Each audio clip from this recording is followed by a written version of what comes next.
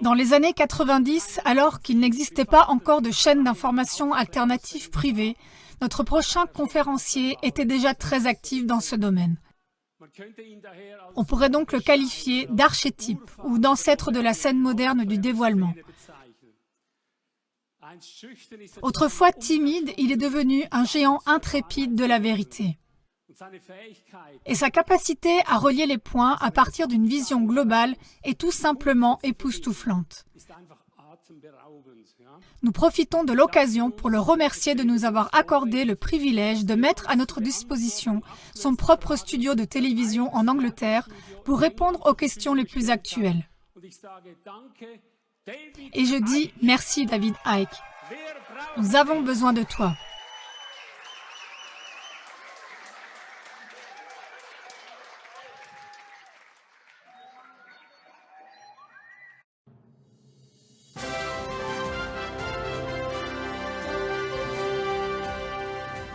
David Vaughan Icke, né le 29 avril 1952 à Leicester en Angleterre, est père de 4 enfants.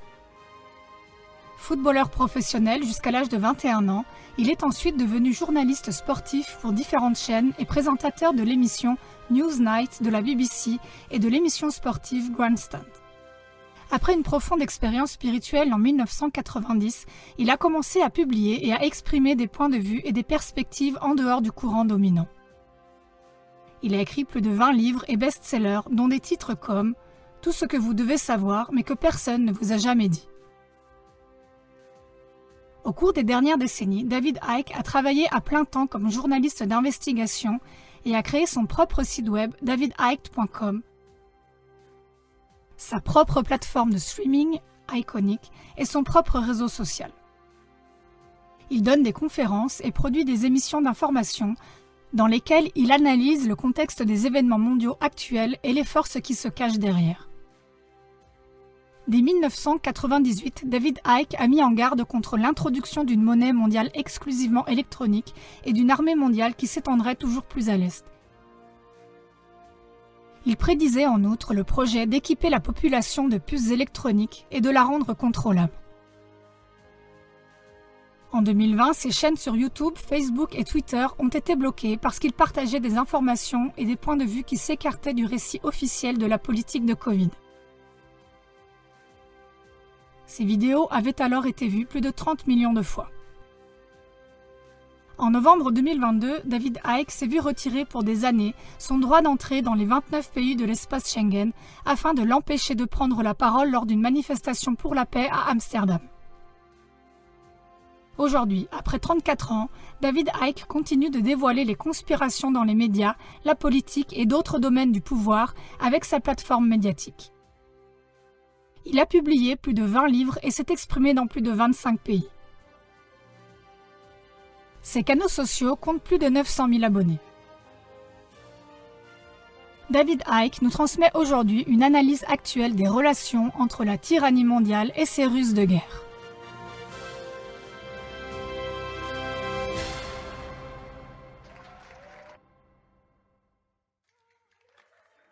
Wow, je vous remercie. Je vous remercie. Génial. Tout le monde nous entend? Oui. Super, merveilleux. Merci David Icke de nous avoir invités dans votre studio pour la 20e édition de la ZK. Oui, pas de problème. C'est vraiment merveilleux d'être là avec vous. C'est merveilleux. Parmi les nombreuses séries que vous faites, il y a aussi la série Dot Connector. De quoi s'agit-il? Quelle est votre idée derrière tout cela? Dot Connector. Si on considère le monde comme une série d'événements aléatoires, d'événements fortuits, ça ne fait aucun sens. Pourquoi le font-ils? Pourquoi ils le font de cette manière? Pourquoi ne font-ils pas ainsi? Ce serait mieux s'ils le faisaient ainsi, etc., etc. Pourquoi cela arrive-t-il? Mais si on relie ces points, ces événements, alors on s'aperçoit que tout est lié. Et vous savez, les gens disent parfois de moi, « Tu vois des complots partout, toi. » Non, ce n'est pas le cas. Je vois une conspiration qui vise à transformer le monde en une dystopie globale. Et cette conspiration-là a des facettes et des formes infinies. Mais c'est effectivement une conspiration. C'est un gigantesque réseau. Et cela s'applique littéralement à ce que j'appelle la secte mondiale. C'est un réseau mondial de sociétés secrètes qui opèrent de l'extérieur ou dans l'ombre de ceux qui semblent gouverner le monde. C'est intéressant. Nous allons approfondir ça avec les prochaines questions, car j'aimerais utiliser dans cette interview un style de liaison par points, dans lesquels nous examinerons différents thèmes apparemment sans rapport entre eux, et nous découvrons comment ils sont quand même liés. Commençons donc, comme dans toute bonne conversation, par le premier point, la météo. Oh, c'était un été formidable, n'est-ce pas? Oui, c'était bien frais, du moins ici en Allemagne. Comment était-ce en Grande-Bretagne?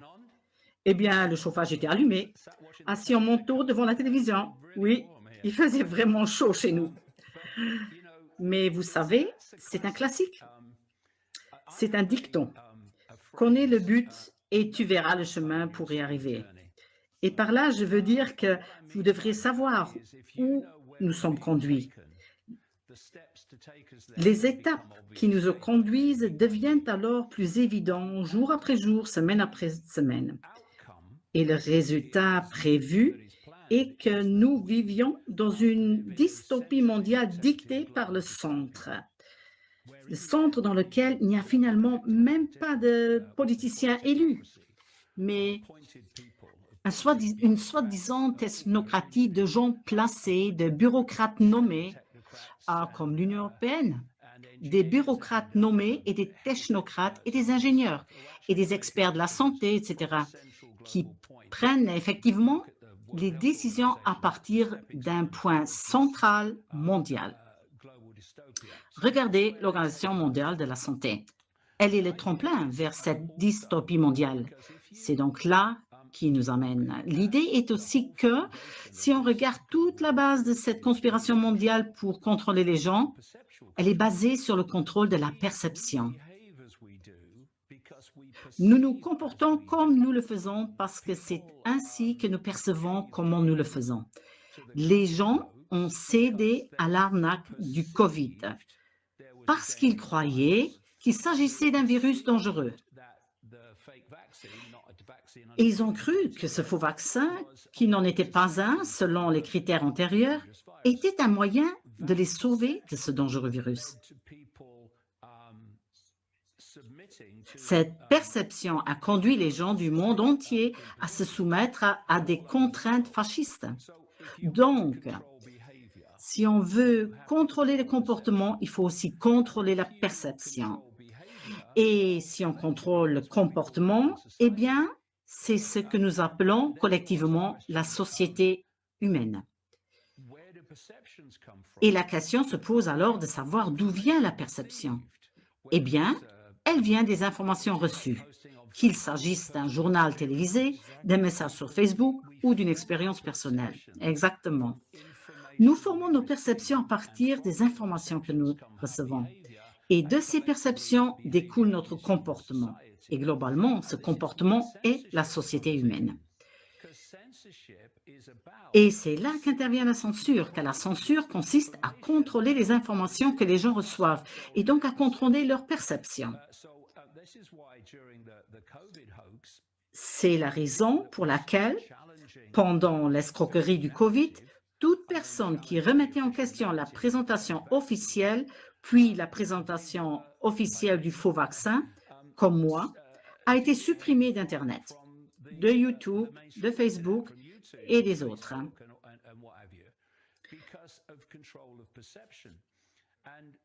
À cause du contrôle de la perception, et l'idée en est, et c'était le plan depuis longtemps, de transformer la transmission d'informations des sources auxquelles nous sommes habitués vers Internet. C'est la transmission vers Internet. Car une fois qu'elles sont sur Internet, ils peuvent déterminer de manière algorithmique ce que les gens peuvent voir ou peuvent entendre.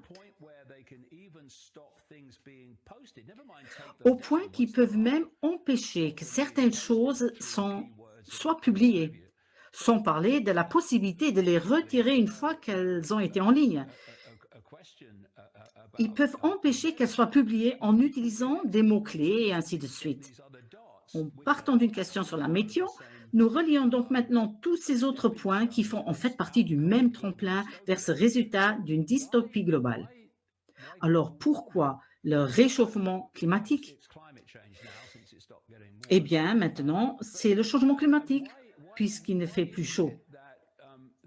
Et pourquoi ils diabolisent le gaz de la vie, le dioxyde de carbone, sans lequel nous ne serions tous morts? Il n'y aurait pas de nourriture, pas de vie végétale, plus rien. Il l'amène à un autre niveau actuellement. On entend beaucoup parler dans les nouvelles de ces décès présumés liés à la chaleur. Ils apparaissent partout. Je l'ai lu récemment. À New York, pendant la période estivale, environ 2% de tous les décès sont dus à la chaleur. Est-ce qu'on peut lire officiellement dans les médias aussi qu'est-ce qui se passe? Eh bien, cela n'aurait pas été le cas cet été en Grande-Bretagne. En ce qui concerne les décès liés aux conditions météorologiques, il est vrai que la plupart des gens meurent surtout du froid. Mais c'est de cela qu'il s'agit, n'est-ce pas? Ils veulent créer une société dans laquelle les gens sont entassés et enfermés sur une petite surface, dans laquelle ils peuvent se déplacer, dans des soi-disant villes de 15 minutes. Ils veulent empêcher les voyages sur de longues distances et finalement, même de nombreux trajets courts. Ils veulent changer la nature de la société globale. Quel est donc le fondement de la société globale en termes d'économie et de notre mode de vie? Il s'agit des combustibles fossiles. Ils ont été le moteur de la révolution industrielle et de tout ce qui en a découlé. Et c'est là qu'intervient le véritable enjeu du net zéro. Si vous fixez un objectif net zéro pour le dioxyde de carbone, vous ne devez pas faire grand-chose de plus parce que vous avez fixé une fois que vous avez fixé cet objectif pour 2050, n'importe quand, n'est-ce pas? Pour atteindre cet objectif, la société humaine, elle doit être transformée. Exactement. Tout simplement pour atteindre cet objectif. Et bien sûr, les combustibles fossiles et tous les autres trucs doivent fondamentalement disparaître. Nous devons détruire le paysage avec des éoliennes, avec une quantité incroyable de combustibles fossiles. Pour les fabriquer, exactement pour les fabriquer. Mais ne leur dites pas cela, parce que nous devons alimenter cette hystérie de « nous allons tous mourir » pour atteindre leur objectif, parce que cet objectif atteindra exactement cela. Cela va changer la société humaine. Et pour y arriver, tant de choses doivent changer. Les voitures doivent être réduites de manière drastique. Les véhicules doivent être réduits de manière drastique. Et les déplacements, les voyages doivent être réduits de manière drastique. Et bien sûr, il y a un autre agenda en arrière-plan. Bien sûr, ils savent que tout ça est absurde, mais dans le public, ces absurdités sont mises en avant parce qu'elles conduiront à une transformation complète de la société humaine. Wow, c'est intéressant parce que si nous regardons cet agenda, nous pourrions passer au point suivant, qui serait par exemple le développement économique dans lequel nous nous trouvons. Nous avons eu le COVID, nous avons des guerres avec toutes ces sanctions qui sont appliquées, nous avons la Fed qui maintient les taux d'intérêt élevés et tout cela. Et nous voyons qu'au fond, cela détruit l'économie dans le monde entier, ou du moins, c'est ce que nous ressentons en Allemagne. Les gens sont licenciés et même les grandes entreprises pharmaceutiques et technologiques qui en fait empochent des milliards et dans lesquels tout le monde investit, licencient des gens et se plaignent d'avoir des milliards de pertes. Qu'est-ce qui se passe? Oui, ils licencient beaucoup de gens parce que l'intelligence artificielle prend le dessus. Donc, la question est de savoir si, avec le temps, l'économie va se rétablir ou s'agit-il d'un plan? Y a-t-il un objectif derrière tout cela? Est-ce qu'ils veulent affaiblir l'économie? Qu'est-ce qui se passe? C'est vrai, encore une fois. Connais le but et tu verras le chemin pour y arriver. Le résultat, c'est que la population du monde entier se retrouve dans une situation de dépendance. Peu importe de quoi vous êtes dépendant, cela leur permet de vous contrôler. Et c'est pourquoi cette secte mondiale, sous toutes ses formes qui s'appelle gouvernement ou qu'importe, elle veut vous rendre dépendant d'elle au point de détruire l'économie et les emplois avec l'intelligence artificielle et le net zéro.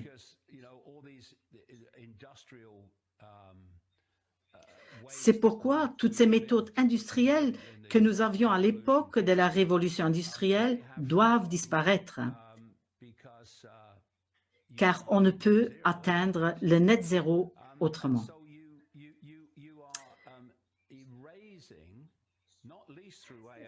L'intelligence artificielle, entre autres, supprime ainsi la possibilité de gagner sa vie comme nous le connaissions. Dans les années 1990, cette formule m'est venue à l'esprit. Problème, réaction, solution. Oui, je m'en souviens. On crée le problème ou l'illusion d'un problème, comme par exemple Covid et le changement climatique. Le changement climatique causé par l'homme, le climat change constamment. Et on veut que le public réagisse en disant « Waouh, il faut faire quelque chose. Que peut-on faire pour y remédier ?» Et ensuite, ceux qui ont secrètement créé le problème ou son illusion proposent la solution au problème qu'ils ont créé aussi. Ainsi, si on présente l'illusion du changement climatique causé par l'homme, alors on peut offrir la solution, c'est-à-dire changer la société humaine pour nous sauver du changement climatique causé par l'homme. Et en ce qui concerne l'économie, l'idée est de faire disparaître les emplois, notamment grâce à l'intelligence artificielle. Et puis ils disent, oh, nous sommes vraiment des gens sympas, nous avons fait en sorte que vos emplois disparaissent.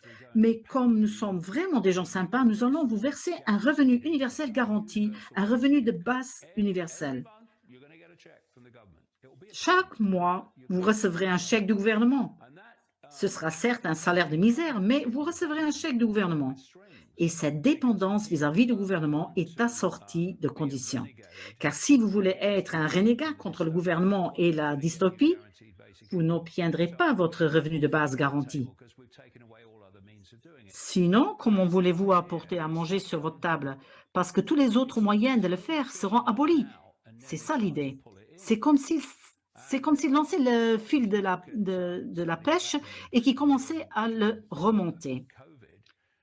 Et si vous regardez ce qui s'est passé en Grande-Bretagne pendant le Covid, alors ils ont mis le pays à l'arrêt, ce qui a fait un mal incroyable à l'économie. Beaucoup de petites entreprises ont fait faillite. C'est parce qu'ils voulaient se débarrasser des petites entreprises, même des entreprises de taille moyenne.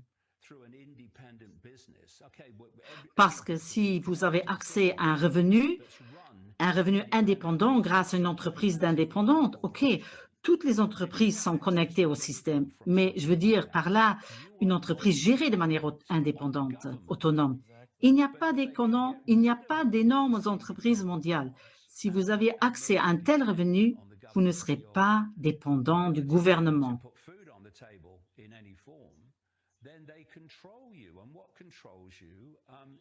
Mais quand ils suppriment tous ces emplois indépendants et vous rendent dépendant du gouvernement pour gagner votre pain, ils vous contrôlent.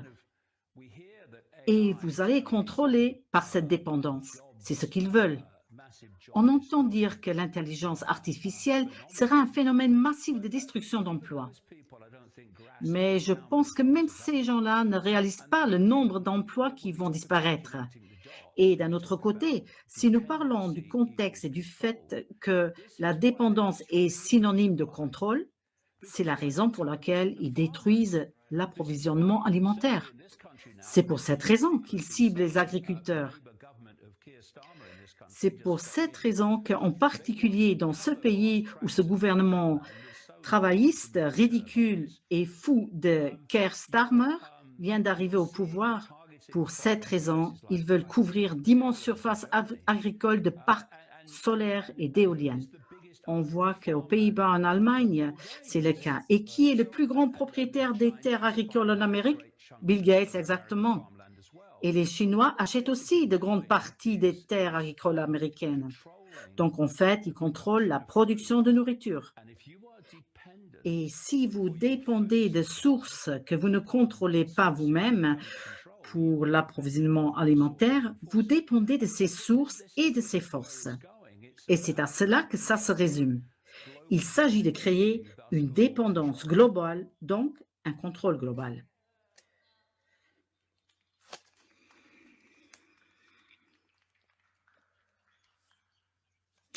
Wow, c'est intéressant. À propos de l'intelligence artificielle, on dit que nous sommes engagés dans une course aux armements entre l'informatique quantique et l'intelligence artificielle.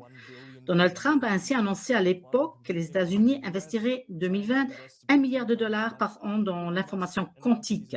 La Chine environ 3 fois plus. Elon Musk a annoncé qu'il allait investir 10 milliards rien que cette année pour construire à Memphis le plus grand superordinateur du monde, afin d'entraîner l'intelligence artificielle. Il entraîne également les voitures et les robots Tesla à fonctionner de manière autonome. Google et d'autres grandes entreprises technologiques se surpassent mutuellement et construisent également des superordinateurs. Et évidemment, elles collectent et stockent depuis des années les données des milliards de smartphones. Et la question est maintenant de savoir si ces pays sont vraiment engagés dans une course à l'armement les uns contre les autres. Ou existe-t-il des liens entre ces acteurs et travaillent-ils réellement ensemble? Vous avez absolument raison. Vous voyez, c'est la grande arnaque. En politique, il y a la gauche et la droite. Et en arrière-plan, ils sont tous amis.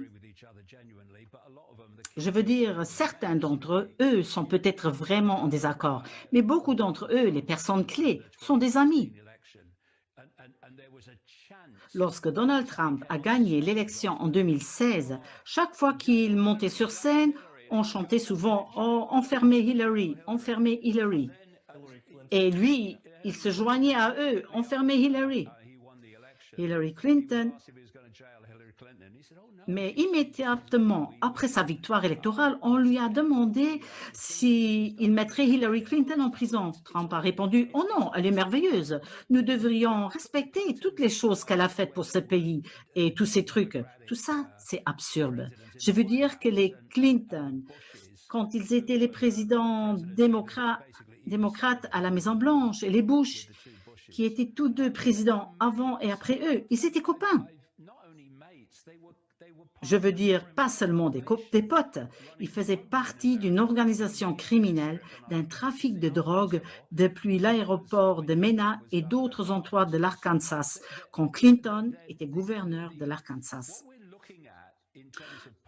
Donc, ce que nous voyons en termes de politique, gauche et droite, c'est du cinéma. C'est du cinéma. C'est du cinéma de divertissement. Mais cela doit nous permettre de continuer à croire au système politique et du fait que nous devons voter tous les 4 ou 5 ans.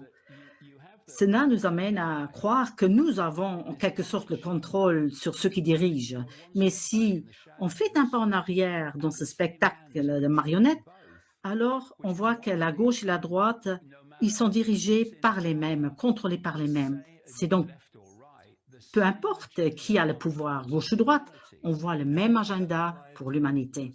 Est-ce que cela s'applique aussi aux États-Unis et à la Chine, comme on est au niveau des pays, au même niveau? Oui, c'est l'une des choses que je dis depuis des décennies. Cette secte mondiale ne connaît pas les frontières nationales. Elle n'est là que pour exploiter la population. Elle veut nous faire croire qu'il y a différents pays avec des objectifs différents. Or, ce n'est pas le cas. Il existe une secte globale qui agit à travers tous les pays. La Chine, cependant, est un cas intéressant car ce qui s'y est passé, je l'ai écrit en détail dans plusieurs livres.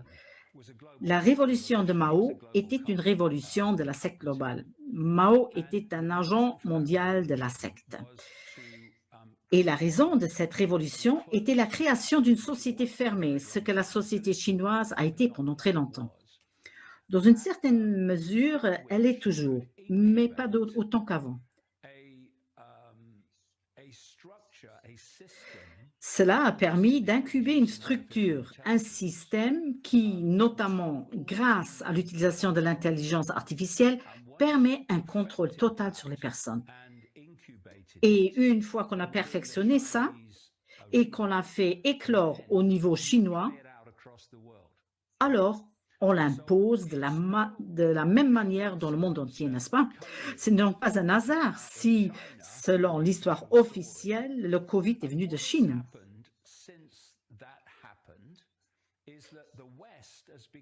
Et depuis, l'Occident ressemble de plus en plus à la Chine en termes de contrôle technologique et de mesures coercitives.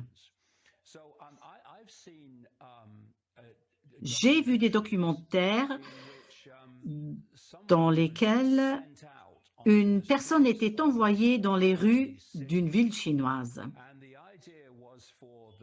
L'objectif était que le système d'intelligence artificielle la retrouve. Cela ne prenait que quelques minutes.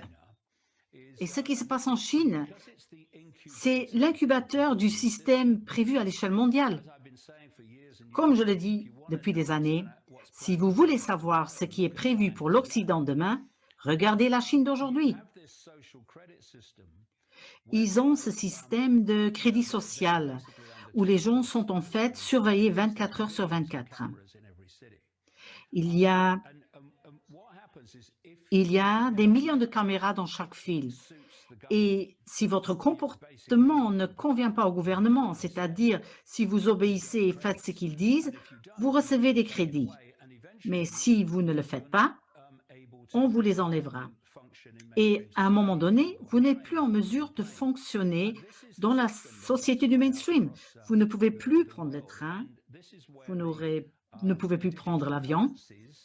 Et c'est le système qui veut l'imposer au monde entier.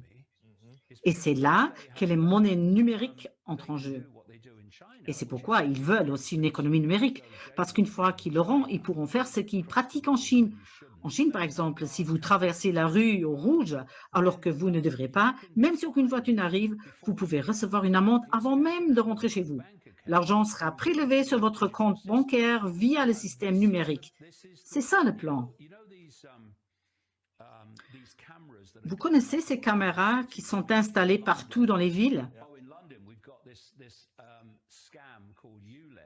À Londres, oui, à Londres, nous avons cette arnaque appelée ULEZ, la zone à ultra faible émission.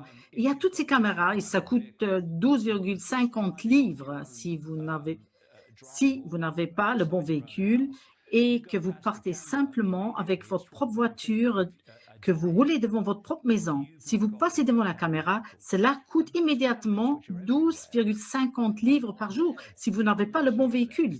Ces caméras qui sont partout ne sont pas là pour contrôler l'ULEZ. Ces caméras, ce sont des caméras de plaques d'immatriculation pour surveiller les villes des 15 minutes et les no-go zones dans lesquelles les gens sont censés vivre pour sauver du changement climatique. Toutes ces choses sont donc reliées. Et vous savez, j'ai dit en 2008, quand il y a eu le crash bancaire, le prochain crash prévu, on l'entendra depuis mars, parce qu'il sera si grand. Oui, ça c'est la procédure. Un problème, réaction, solution. Tant que le statu quo est en ordre, il ne faut rien réparer si ce n'est pas cassé. Si les gens arrivent et disent « nous voulons introduire ceci, nous voulons introduire cela », ils diront « non, tout va bien, nous n'avons pas besoin de ça, tout fonctionne ». Mais si vous bousculez le statu quo de façon à ce qu'il tombe, alors on a un problème. parce que le status quo a disparu. Il est en désordre. C'est ce que provoque un crash financier. Et là, on se dit, alors faites maintenant quelque chose. Qu'est-ce qu'on doit faire? Et alors, ils arrivent avec une solution. Et la solution est de transformer le système financier en un système de contrôle numérique. Et c'est ce qu'ils font tout le temps. Ils créent des problèmes et ensuite, ils proposent des solutions aux problèmes qu'ils ont eux-mêmes créés. C'est ce qui se passe en permanence. Et beaucoup de ces problèmes ne sont en fait pas des problèmes du tout. Je veux dire que nous parlons du réchauffement climatique causé par l'homme. C'est un non-sens. C'est un non-sens scientifique. Regardez les armes de destruction massive en Irak qui ont justifié cette invasion catastrophique de l'Irak. Il n'y en avait pas. Mais on avait l'impression qu'il y en avait en Irak parce que c'était répété en permanence, notamment par les médias. Et c'est pour ça qu'ils ont envahi l'Irak. Et ils l'ont envahi sur la base d'un mensonge. Et ensuite, ils ont dit « Ah non, il n'y avait pas d'armes de destruction ». Mais en entre-temps, l'acte était déjà accompli, la catastrophe était en marche. Et cela a conduit à tant d'autres choses qui se sont produites ensuite au Proche-Orient. Donc, si des sources officielles vous disent qu'il y a un problème et que c'est la raison, et voici, ils vous donnent la raison, vous devez partir du principe qu'on vous ment. Car si vous regardez l'histoire, c'est un fil conducteur. La puissance publique, elle ment. C'est ce qu'elle fait. Elle est là pour ça. Donc, si vous, les autorités, vous dites que la situation est ainsi, moi, je pars du principe qu'ils mentent. Ma prochaine question sera, pourquoi me mentent-ils? Et vous connaîtrez la réponse quand vous verrez ce qu'ils vous proposent comme solution du problème. Et vous savez, si vous faites des recherches, vous constaterez parfois qu'ici ou là, la puissance publique dit aussi la vérité. Mais dans la grande majorité des cas, elle vous mentira. Et c'est par là qu'il faut commencer. Ainsi, quand on m'a dit qu'il y avait un virus mortel, ma réaction immédiate était « ils mentent ». Quelle est donc la solution? Et je pensais que la solution serait alors qu'ils arrivent avec un maudit vaccin comme solution à ce qu'ils me disent, à ce qui se passe ici. Et c'est exactement ce qui s'est passé, bien sûr. Et vous savez, commencer par l'idée que l'autorité vous ment est un très bon point de départ. Cela vous évitera d'être trompé. Y a-t-il quelqu'un qui commence par cette idée? Je pense que quelques personnes le font, oui. Et c'est étonnant de voir comment l'histoire le confirme, c'est vrai. Et je veux dire que vous avez évoqué tout ce jeu sur la perception de la gauche et de la droite. Vous avez évoqué cela. Et à ce propos, je trouve que cette situation d'un des anciens présidents américains, Franklin D. Roosevelt, qui a conduit les États-Unis à la Seconde Guerre mondiale, est très pertinent. Il a dit: en politique, rien n'arrive par hasard. Quand quelque chose arrive, on peut parier que c'était prévu. Et si on prend cette situation et qu'on regarde ensuite Trump et son comportement et la façon dont les médias le traitent maintenant, y compris avec les événements récents, et oui, l'impact que cela a, et aussi tous les partis politiques alternatifs conservateurs qui se développent dans toute l'Europe, diriez-vous qu'il s'agit d'une étape planifiée ou s'agit-il d'une véritable opposition à l'agenda? Eh bien, il y a beaucoup de gens qui vont croire que c'est un vrai vent contraire. Mais c'est dangereux d'avoir juste un peu de connaissances. D'accord. Je vais vous parler de ma propre expérience. Cela fait maintenant 35 ans que je travaille dans ce domaine. Vers 1990, quand j'ai commencé, les médias alternatifs n'existaient pas encore. Ils n'existaient pas. Je les ai vus grandir, surtout après le 11 septembre. Ils se sont développés très rapidement et ont ensuite évolué. Mais même une grande partie des soi-disant médias alternatifs acceptaient l'arnaque du Covid, ce qui était assez déprimant. Mais De nombreuses personnes ne l'ont pas fait et l'ont ouvertement dénoncé. Ils ont fait un très bon travail pour faire prendre conscience aux gens que ce vaccin ne serait pas bon pour eux. Pourquoi? Parce qu'il ne devrait pas l'être.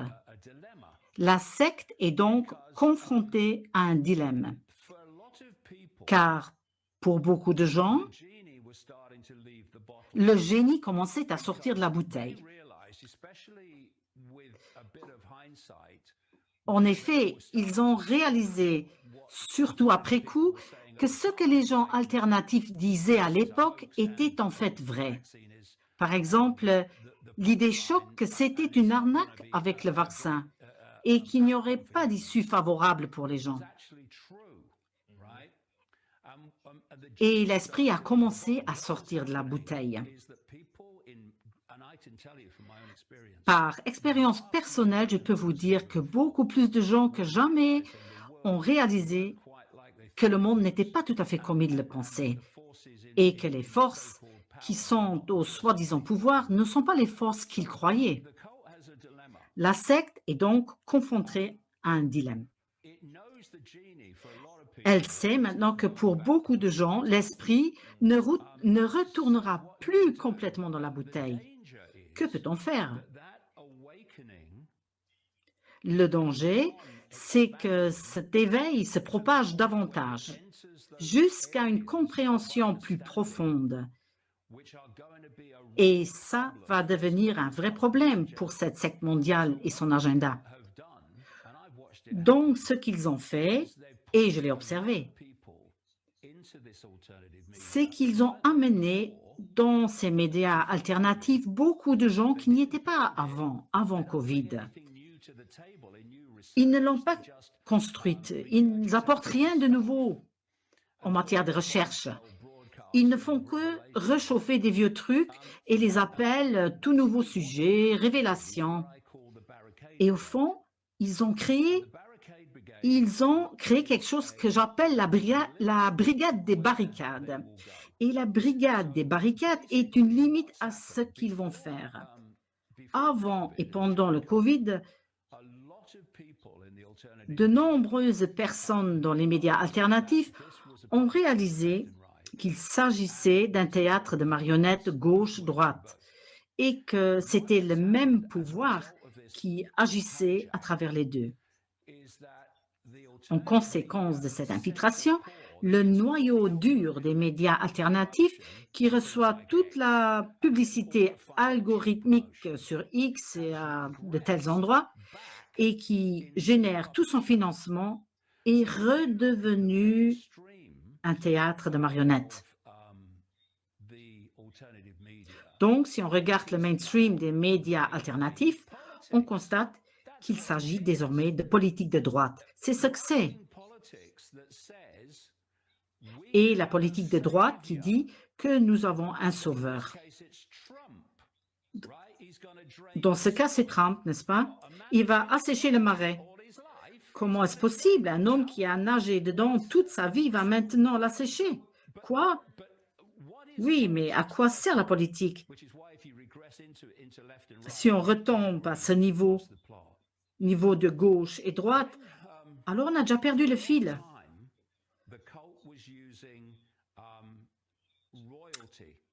Pendant longtemps, la secte a utilisé la royauté comme instance de contrôle.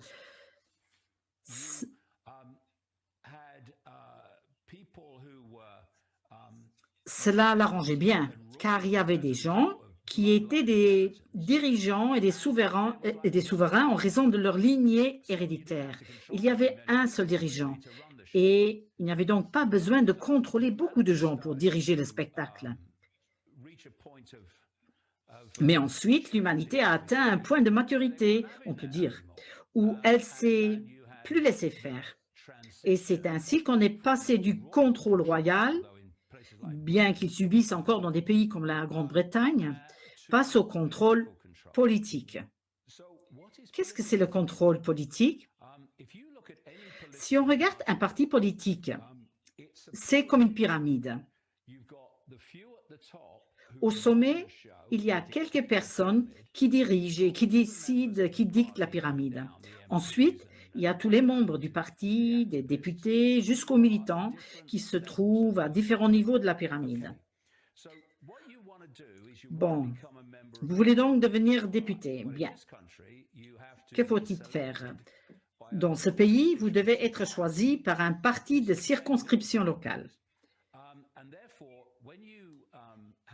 Ça, c'est le cas dans tous les partis politiques et c'est pourquoi vous devez respecter la ligne du parti lors de votre entretien d'embauche.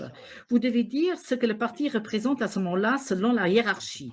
Ensuite, si vous êtes élu au Parlement, si vous voulez gravir les échelons et devenir ministre ou premier ministre ou autre, vous devez tout d'abord être sans pitié.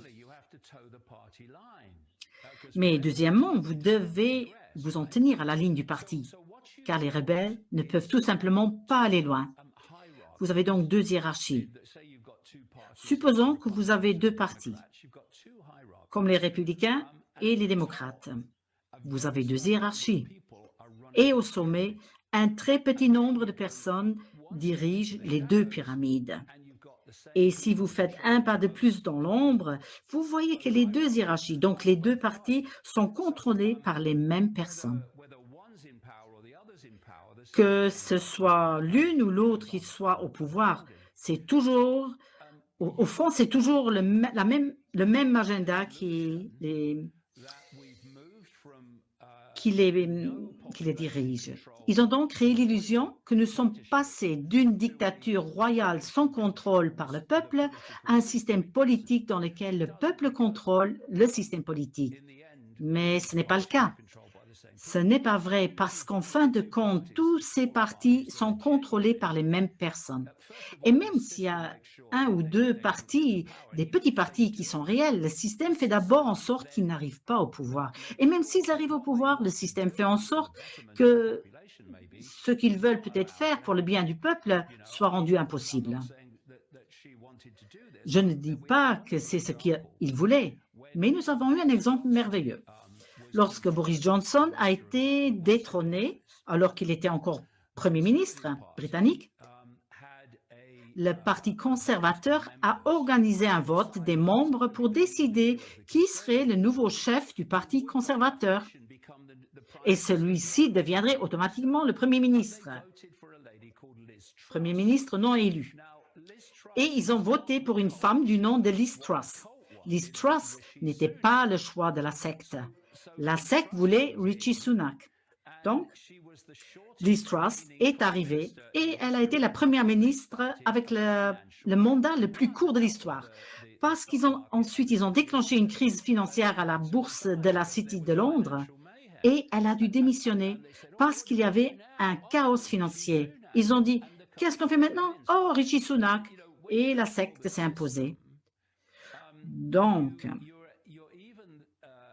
si on contrôle le système, on peut même empêcher les gens sincères de faire ce qu'ils aimeraient faire. Et ça, c'est la situation. Et c'est de cela qu'il s'agit en politique. Qu'est-ce qui se passe lors d'une élection? Eh bien, la population, elle dit, je vais voter pour eux. Eux, ils vont faire quelque chose. Et pendant les 4 ou 5 années suivantes, vous êtes là, assis là, et vous espérez qu'ils vont le faire. Mais ils ne vont pas le faire parce qu'il n'y a pas eu de contrat qu'ils vont faire ce qu'ils ont dit. Ou ceux qui vont dire qu'ils n'en vont pas le faire, qu'ils vraiment ne le font pas. Une fois qu'ils sont en place, ils font simplement ce qu'ils veulent. Pas d'obligation de rendre des comptes. Mais c'est là le point. C'est là que le bas blesse. Lors des dernières élections, environ 74 millions de personnes ont voté pour Trump. Ils ont donné le pouvoir à Trump. Pas lors de la dernière élection, mais lors de l'élection 2016. Ils ont donné leur pouvoir à Trump. Je pense qu'environ le même nombre a également voté lors de la deuxième élection, officiellement remportée par Biden. C'est vrai. Environ 74 millions de personnes. Maintenant, allez-vous faire plus de différence en votant pour Trump, qui n'est qu'un autre homme de main pour la secte, avec une rhétorique et une image différente? Ou va-t-on changer la société en permettant à 74 millions de personnes de reprendre leur pouvoir, de ne pas le donner, de le reprendre et de dire: nous ne collaborons pas avec ce qui nous prive de notre liberté et qui nuit à notre vie et à la vie de nos enfants et à l'avenir de nos enfants. Nous ne participerons pas à cela. Est-ce que ça serait une solution? Nous avons une situation. Décomposons simplement la situation maintenant, parce que si les gens ils disent: que peut-on faire? Eh bien, regardons simplement. C'est comme des mathématiques. S'ils disent qu'il y a 8 milliards de personnes dans le monde, c'est exact. Le nombre de personnes qui savent exactement ce qu'ils font pour créer cette dystopie mondiale est une infime, une minuscule fraction de ces 8 milliards. 8 milliards ne peuvent pas être contrôlés par ces personnes sans la collaboration de ces 8 milliards, sans l'accord de ces 8 milliards. Ce n'est pas possible. Ils créent donc des partis politiques pour que les gens puissent se disputer dans un spectacle de marionnettes. Ils créent différents systèmes de croyances afin qu'ils se battent entre eux pour la suprématie.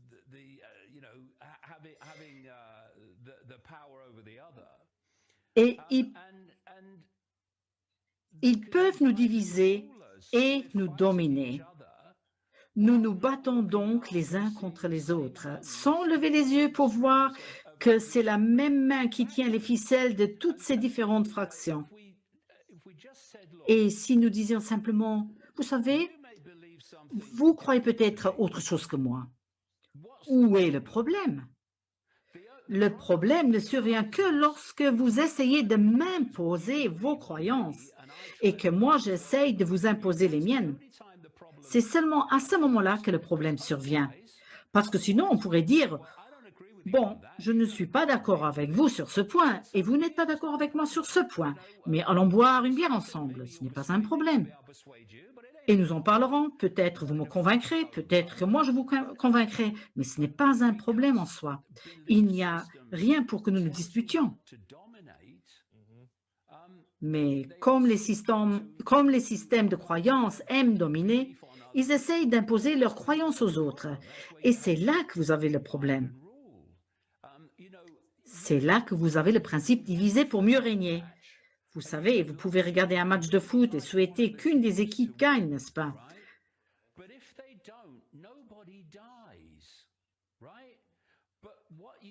Mais si vous ne le faites pas, personne ne meurt. Mais il faut se disputer parce que j'étais pour cette équipe et vous pour l'autre et que c'est mon équipe qui a gagné ou c'est votre équipe qui a gagné. Pourquoi tout ça? C'est un match de foot. Et ce n'est qu'une petite expérience. Nous ne sommes pas des êtres humains. Nous sommes une conscience qui fait une brève expérience dans un véhicule que nous appelons humain. Nous sommes une conscience éternelle et infinie. Nous sommes tous l'expression d'un tout, d'un ensemble. Par le contrôle de la perception, cette unité, cette unicité est fragmentée et brisée en fractions de systèmes de croyances. Ce qui, encore une fois, n'est pas un problème, à moins que vous ne souhaitez imposer votre système à l'autre. Et si nous arrêtions simplement de nous battre les uns contre les autres et si nous respections le fait que l'autre a un point de vue, un style de vie différent du nôtre. Ma philosophie de vie est très simple. Faites ce que vous voulez tant que vous ne l'imposez à personne, ni psychologiquement, ni physiquement. D'accord? Si vous, les humains, voulez agir ainsi et que tout le monde s'accorde à dire que vous voulez vivre ainsi, alors vivez-le. Mais si on commence à imposer aux autres la façon dont on doit vivre, alors là, je dresse l'oreille. Et la raison pour laquelle je fais ce que je fais, ce n'est pas parce que les gens doivent vivre comme ils le veulent. C'est parce que c'est imposé aux gens qui ne veulent pas vivre ainsi. Si vous voyagez dans le monde et que vous allez en Amérique du Sud, en Amérique centrale et dans certaines parties de l'Asie ou de l'Afrique, vous trouverez énormément de gens qui ne vont pas bien. Ils essaient simplement de survivre jour après jour. Et ce n'est pas nécessaire que ce soit comme ça. Cela ne doit pas être ainsi. Mais à cause de diviser pour mieux régner, c'est comme ça. Et, et puisque nous parlons de ce jeu de diviser pour mieux régner et de ces systèmes de croyances, diriez-vous qu'ils sont mis en place et effectivement financés et alimentés? Et si oui, par qui est-ce fait actuellement, notamment avec ce paradigme gauche-droite? Eh bien, si vous regardez les médias alternatifs, les MAM, comme je les appelle, les médias alternatifs mainstream, cette infiltration qui s'est répandue et qui a adopté le soutien algorithmique et financier et tout ce genre de choses, alors on voit qu'il y a certains acteurs. Il y a Tucker Carlson, et je ne dis pas que ces gens sont mauvais, parce que si vous voulez mettre la barricade jusqu'ici et pas plus loin, alors vous n'avez même pas besoin de personnes qui savent ce qu'ils font. Il suffit d'avoir des gens qui sont là, qu'on encourage massivement, dont le système de croyances et la vision du monde sont que c'est la politique qui compte, que la politique est la réponse. Ça doit être leur vision. Et que quand on met Trump en place, les choses changent. Il n'y a pas besoin d'argent, bien sûr qu'il y en a, ne nous faisons pas d'illusions, mais dans l'ensemble, on n'en a même pas besoin. Il suffit d'embaucher des gens avec un certain système de croyances, de les encourager à tout prix et ils respectent la ligne. Ils respectent la ligne parce qu'ils ne croient pas qu'il y ait quelque chose au-delà de cette ligne. Et c'est exactement ce qui s'est passé. Et si vous regardez les grands noms, maintenant je parle de Joe Rogan, je parle de Russell Brand, je parle de, enfin, je veux dire, même Alex Jones a été entraîné. Il faisait partie des anciens médias alternatifs, mais lui aussi a été entraîné dans cette affaire.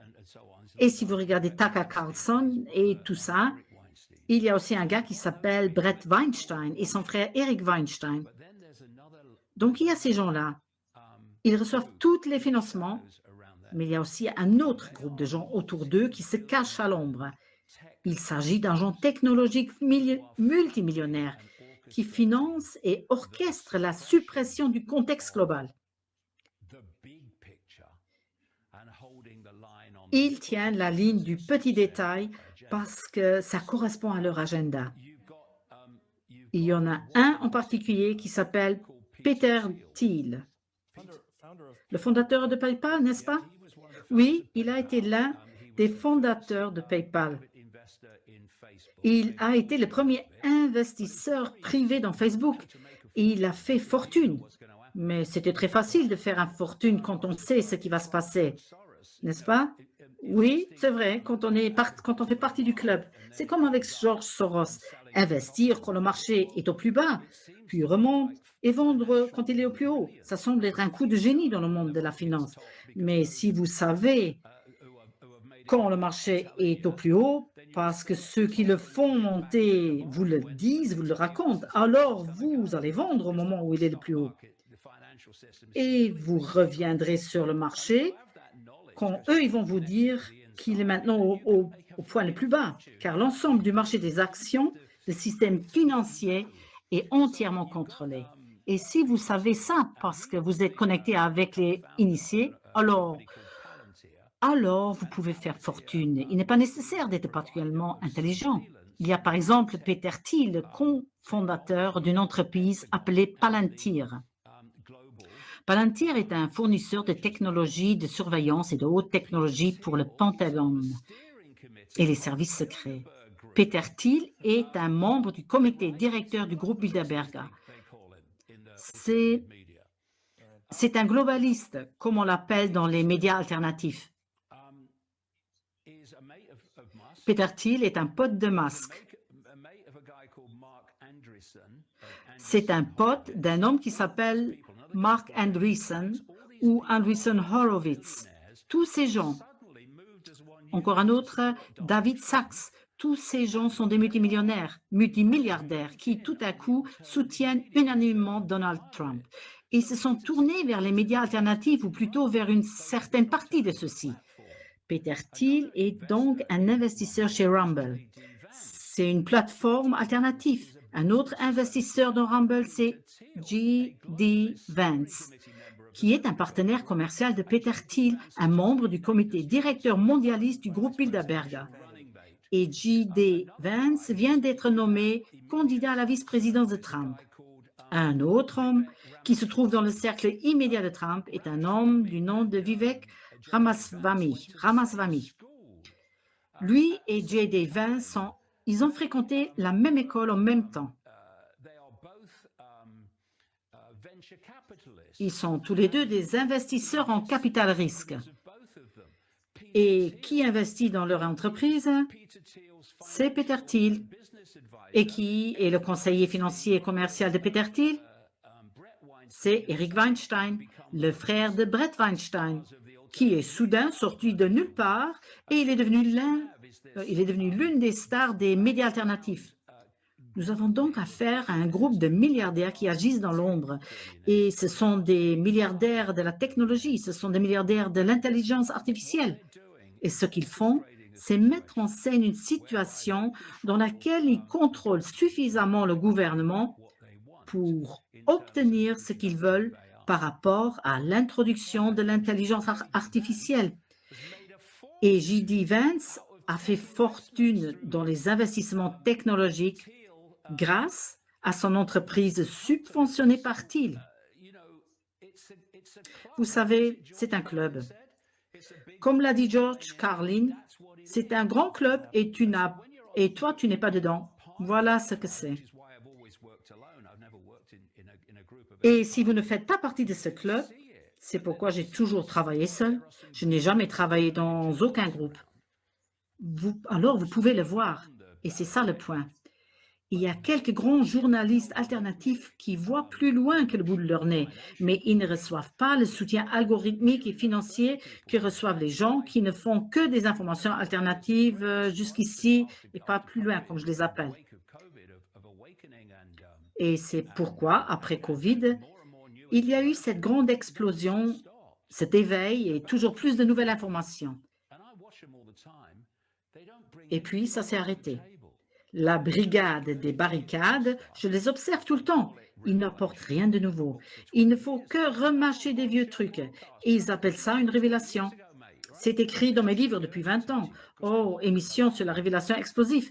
C'est dans les livres depuis 20 ans, mes amis. Ils le remâchent jusqu'à ce qu'il reste. Et cela parce qu'ils respectent la ligne.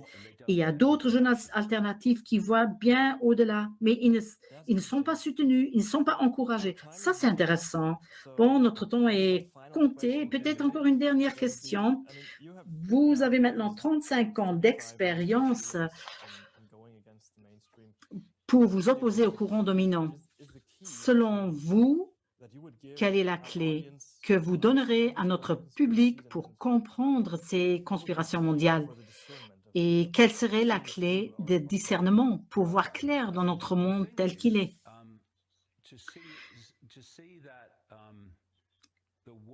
Il s'agit de voir que le monde semble être fragmenté suite à des événements. Et ces événements semblent être aléatoires, mais ils ne le sont pas. Je ne veux pas dire que les gens disent « Crois-tu à la théorie du complot de l'histoire ou à l'erreur humaine ?» comme si les deux s'excluaient mutuellement. Ce n'est pas le cas. Certaines choses qui tournent mal ne sont que l'œuvre de personnes qui ne sont pas très intelligentes et qui font des choses stupides. Ce que je veux dire, ce dont je parle, c'est des événements qui changent la société. Ce sont eux qui déterminent la direction de la société humaine. Ils ne sont pas le fruit du hasard, ils sont calculés.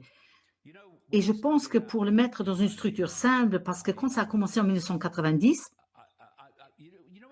vous savez, quand on fait un puzzle, je n'ai pas fait de puzzle depuis des années, mais quand je fais un puzzle, je veux d'abord avoir les pièces à bord droit. Je veux les pièces qui ont un bord droit. Je veux le cadre avant de faire quoi que ce soit d'autre. Et puis, vous insérez les pièces et vous vous rendez compte que plus vous insérez de pièces, plus vite vous pouvez les insérer parce que vous voyez où est leur place, parce que vous voyez comment l'image se déploie. Et c'est exactement de cela qu'il s'agit avec ce type de recherche. Quand j'ai commencé, j'ai dit, je peux voir que certaines personnes contrôlent le monde. Mais la question, elle est, comment le font-ils? Il doit y avoir une structure. Sinon, ce serait le chaos.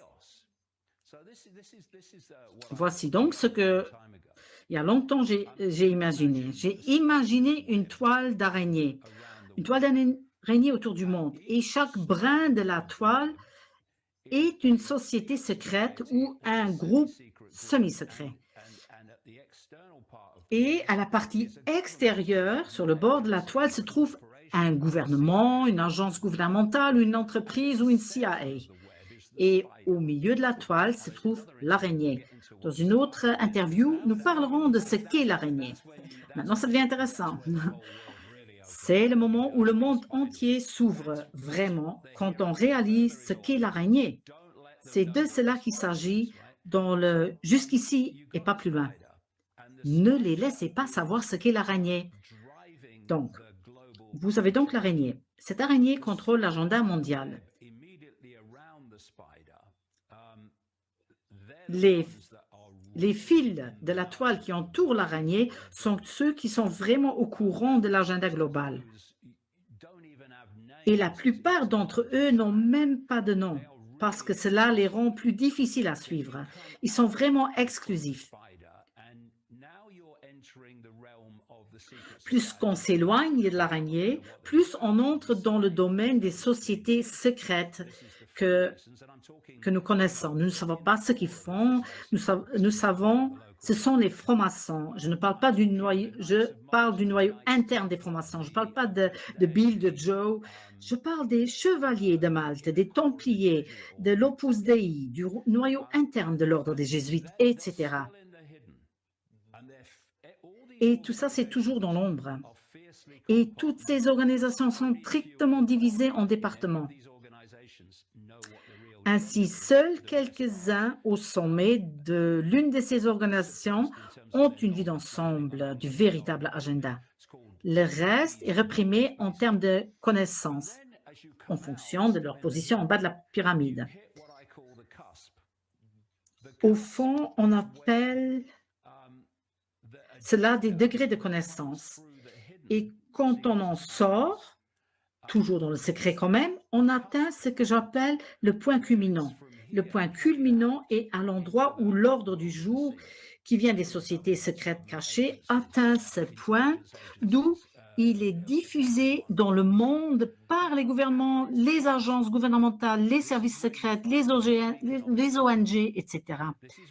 À ce point, vous trouvez le Forum économique mondial. C'est ici que vous trouverez le groupe Bilderberg. C'est ici que vous trouverez cette explosion d'ONG, souvent financées par Soros. Vous y trouverez les think tanks, comme on les appelle, et leur travail. Et encore une fois, ils sont divisés en départements de sorte que la plupart des gens au niveau inférieur n'ont aucune idée de ce à quoi ils appartiennent.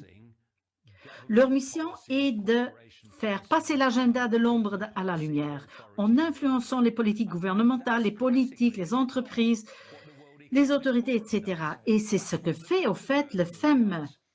C'est ce que fait le groupe Bilderberg. Peter Thiel est membre de son comité directeur. Vous avez bien entendu, J.D. Vance.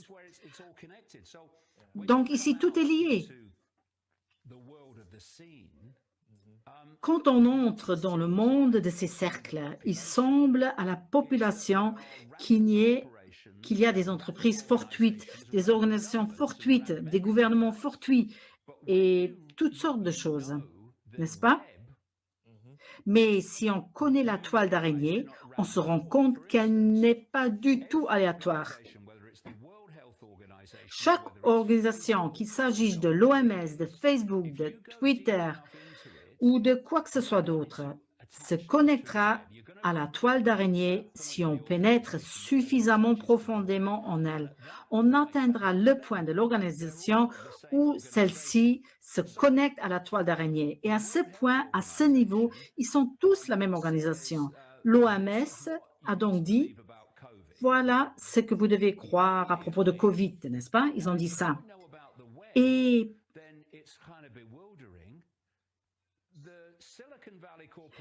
Et sur le champ, les entreprises de la Silicon Valley comme Facebook et YouTube ont dit « Nous allons censurer toute personne qui est en contradiction avec la version de l'OMS sur le Covid ».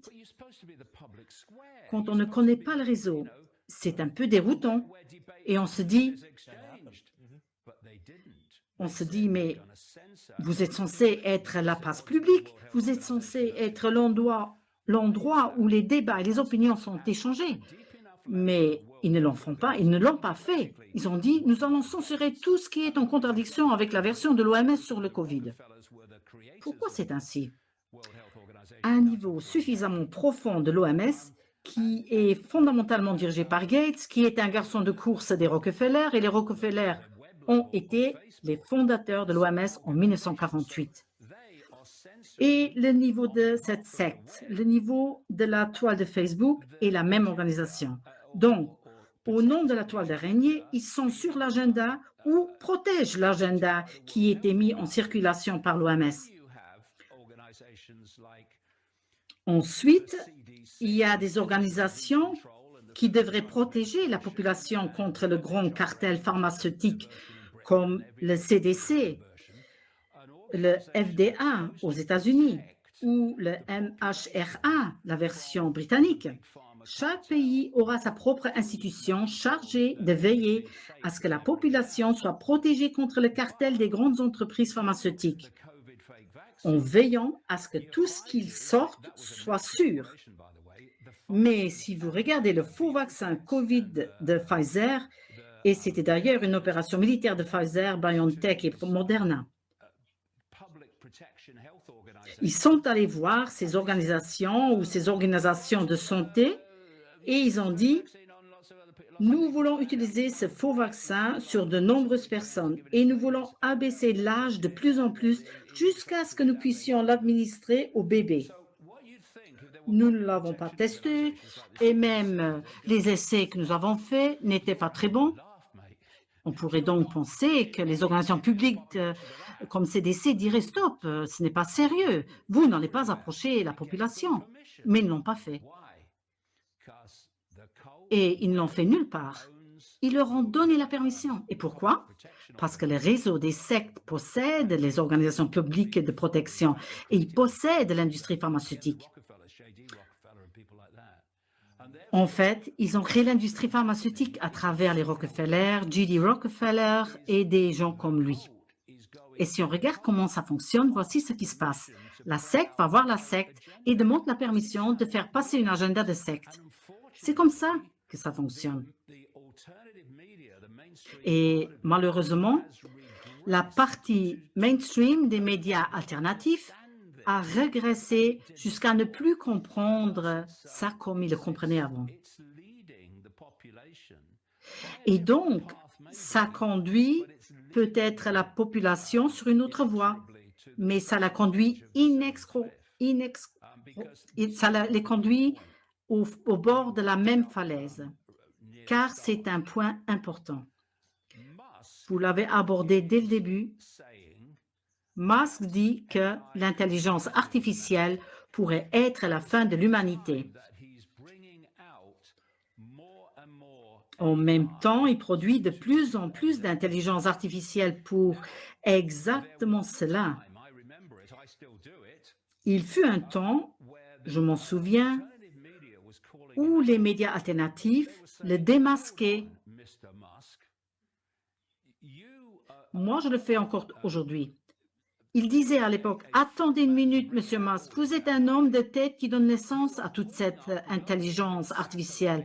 Vous lancez maintenant des satellites en orbite chaque semaine, des dizaines de milliers, pour lesquels vous avez une autorisation. Mais vous tirez sur la Terre avec 4G, 5G, et vous créez ce nuage électromagnétique auquel les gens sont censés être connectés. Et cela cause, pour les raisons que j'aborde dans mes livres, beaucoup de dégâts, des dégâts pour les gens. Et vous avez cette action Neuralink, où vous voulez connecter les gens à l'intelligence artificielle, où vous dites que l'intelligence artificielle pourrait être la fin de l'humanité. Et ce qu'il dit, c'est bien sûr, Eh bien oui, ça pourrait être la fin de l'humanité. Donc, nous devons nous connecter à l'intelligence artificielle pour pouvoir sauver l'humanité. Mais c'est des conneries tout ça. C'est ce que les médias alternatifs ont dit, non? Et que l'agenda transhumaniste progresse. Et qu'est-ce qui se passe alors? Qu'est-ce qu'il a fait? Il a acheté Twitter et l'a transformé en X. Et tout à coup, on n'a plus démasqué Elon Musk parce qu'il a laissé beaucoup de gens, jusqu'à un certain point, dire des choses. Donc, si tu vas trop loin, tu te prends un shadow ban. Et je sais ce que c'est. Tu as peut-être 640 000 followers sur ta page, mais la plupart d'entre eux ne voient pas tes publications. C'est comme ça que ça fonctionne.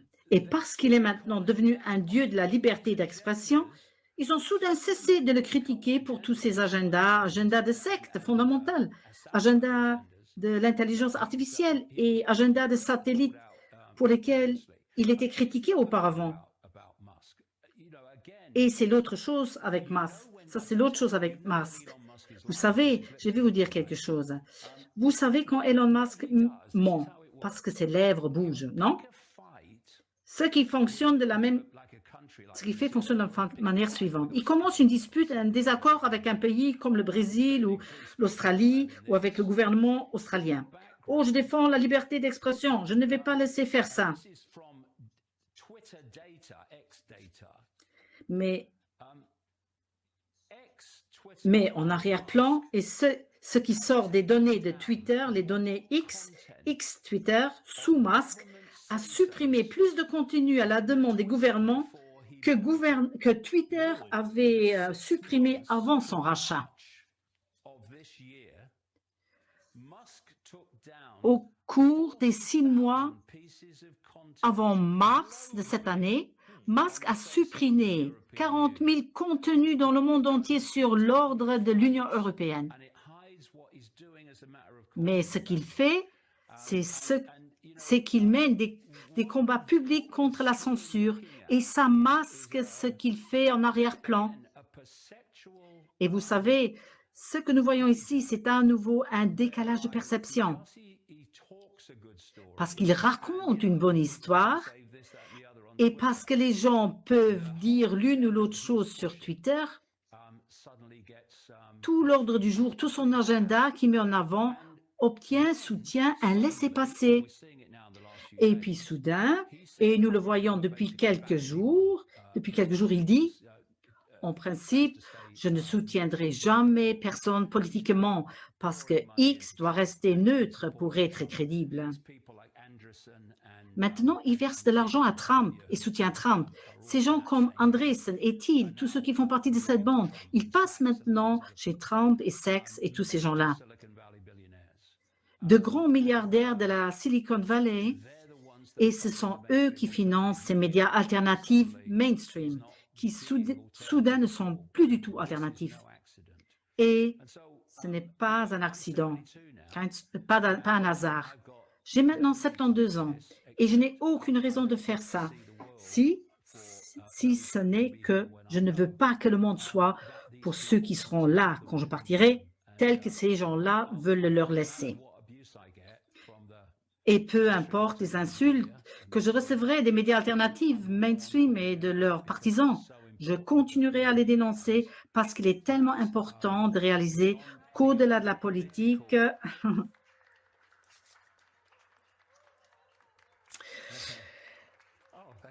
merci.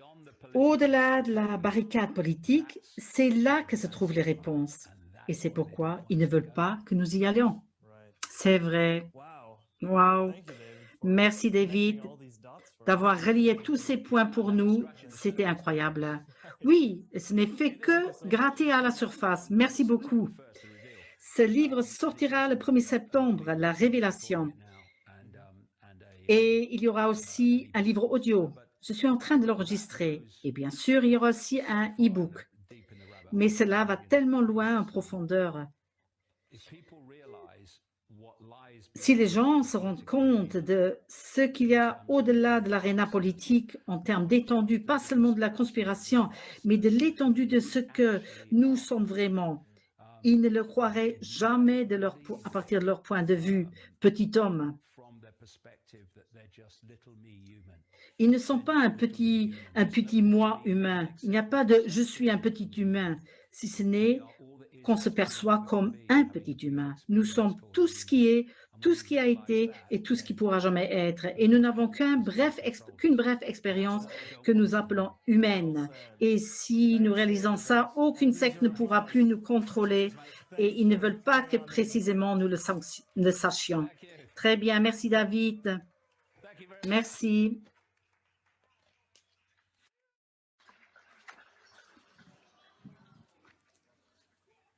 Oui, merci d'avoir donné maintenant ce feu en si peu de temps. Merci pour ces merveilleuses questions aussi de Daniel. Merci David Icke, on t'aime. Merci que tu étais là.